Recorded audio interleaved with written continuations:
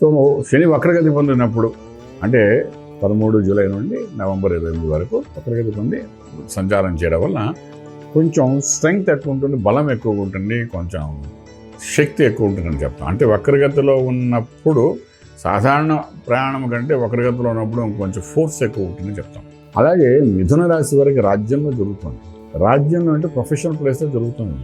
అప్పుడు ఏంటవుతుందంటే ఈ వక్రగతిలో ఉన్నప్పుడు బర్న్ అవ్వాలి అక్కడ. అంటే ఏంటంటే మీరు ఎంతో సిస్టమేటిక్గా డిసిప్లైన్గా ఒక నేమ్ ఫేమ్ సంపాదించుకున్న మీ యొక్క కంపెనీలోని మీరు తీసుకున్న ఒక నిర్ణయం వల్ల ఎక్కడో బటర్ఫ్లై ఎఫెక్ట్ అంటే చూసారా, ఇంకెక్కడో దాని యొక్క నష్టానికి కనబడుతుంది.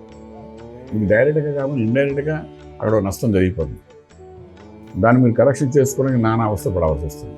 సో ఇటువంటి సంఘటన మీకు రాజ్యంలో జరుగుతుంది.